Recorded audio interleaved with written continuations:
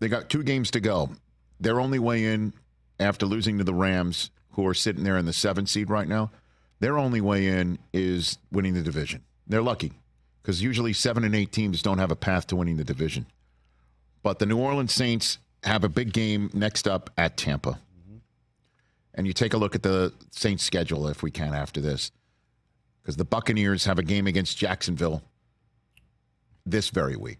So it's entirely possible that they are all tied. The problem is that Tampa has Baker freaking Mayfield, who came into, their house and beat them in week 4. So they lose next week, it's over. Period, end of story. 7 and 9, 8 and 9's not making the playoffs in the wild card, and then you would lose to Tampa for a second time. That would be all she wrote. And last night, the Saints had a winnable game. I mean, they showed Shohei Ohtani on the Oculus. Everyone's going nuts. Matthew Stafford comes out, balls out, touchdown to Nakua on 4th and 2. The Rams go up. Whose house? The whole thing was happening. The Saints defense did stiffen up inside the 5-yard line the next time, and the Rams settled for a field goal, and up top to Rashid Shaheed, and all of a sudden, here we go. 10-7, hey. Right. Yeah. And that was the score, with the Saints having the ball with 1:41 left in the half, and the Rams getting the ball first in the second half. And this is where the game changed, because the Saints have a 1st and 10 on the Rams 47 with 1:23 to go after Chris Olave, who had a very nice game, had an 18-yard drive starter. And 2 plays later, Carr has Olave on 3rd down right over the middle, and they couldn't connect. He was wide open. He could have run for days.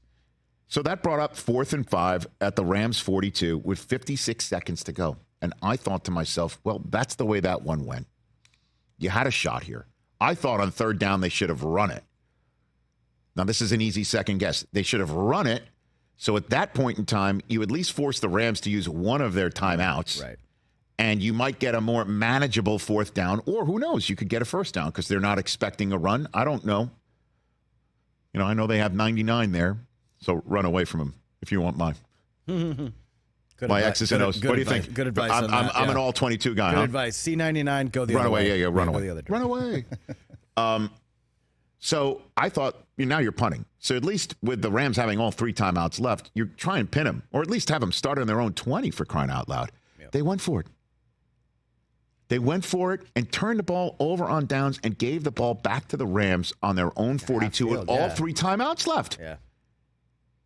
I'm not sitting here saying, at least try for your 60-yard field goal. No, I'm not saying that. Just punt and say, let's play defense. Let's go to the locker room 10-7 and come up with a game plan for the second half and go to work.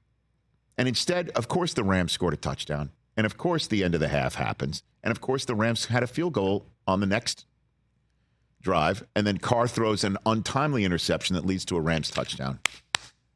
Boat races on. And even though the Saints had a comeback, it wasn't enough. Yeah, it was garbage time. Except the Saints did score twice, got the 2-point conversion, and I thought we had a game. Coop Tani, sitting next to me, says, it's a game again, Dad, because damn straight it was. What, like 4 minutes left? 30-22.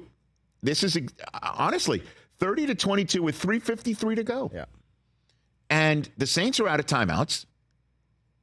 So play defense. Get a stop. You got a 2-minute warning on the back end here. You get one stop, and then you can get the ball in decent field position and go to work. Exactly. They went onside kick.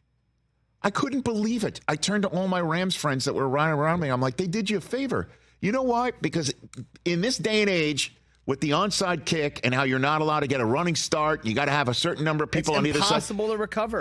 Going into that decision this year, onside kicks prior to that had been tried 30 times. You know how many times it worked? Probably 0. 1. 1 for 30. So you're going to take a 1 for 30 chance instead of sticking your defense out there and all the momentum and saying, hey, Cam Jordan, go do it. I couldn't believe they went onside, because now all you're doing is 1 first down. It's over, because at least they're going to kick a field goal. Potentially. I couldn't believe the decision making. And I don't mean to go all in here on it, but I think I'm giving a viewpoint to Saints fans right now. And if they don't make the playoffs and they do turn to their coach, this moment, like right here, they could have beaten. They had the Rams in a position, and they let them off the hook, to use the phrase. And I know our caller was making it sound like Derek Carr was the wrong choice at quarterback. Honestly, at the time, I thought it was a terrific choice. I thought it was a terrific choice. I understand it hasn't worked out, but what were they weren't going for Lamar. They didn't have any other options, really. Honestly, to run it back with Jameis, I don't know. I honestly don't believe that this was the wrong choice.